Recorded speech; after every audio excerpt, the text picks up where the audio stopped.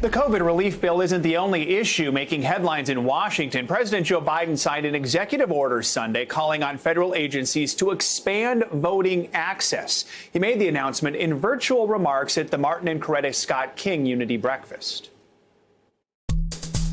Today, on the anniversary of Bloody Sunday, I'm signing an executive order to make it easier for eligible voters to register to vote and improve access to voting. Every eligible voter should be able to vote and have that vote counted. The president's executive order comes as fights over voting rights and proposed restrictive voting measures are playing out in state legislatures all across the country. NBCNews.com senior reporter Jane Timm joins us now with more on this. So, Jane, you took a deep dive into Georgia's state legislature, where Republicans are pushing through several election bills. So what exactly is going on there?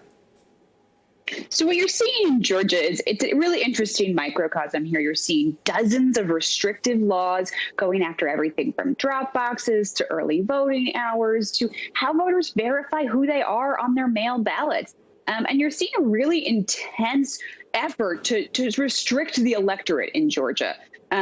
Because a lot of these laws would have a disproportionate effect on minority voters who are a growing population in Georgia and really fueled some of these victories that were huge for Democrats. Yeah, so Jane, help us break down both sides here. How are critics of these proposed bills in Georgia reacting? You know, critics, everyone from voting rights advocates to civil rights groups to Democrats in the state, say this is just blatant voter suppression.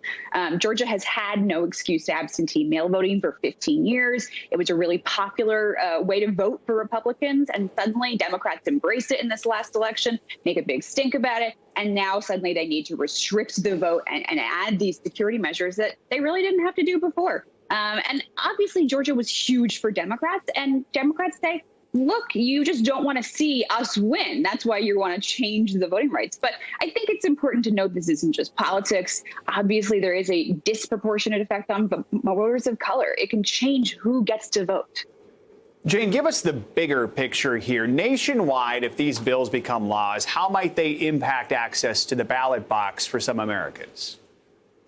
Yeah, so what we're seeing in Georgia, we're seeing all over the country. 43 states are considering restrictive voting laws. There's hundreds of proposed laws, and they're really similar. So when I write about Arizona and Georgia, I'm often writing about the exact same sort of peculiar piece of legislation. If you pass a bunch of these laws, and Republicans, of course, do control more state legislatures than Democrats, you're going to see it harder to vote. You're also going to see a whole lot of litigation as advocates try and challenge these laws in the courts.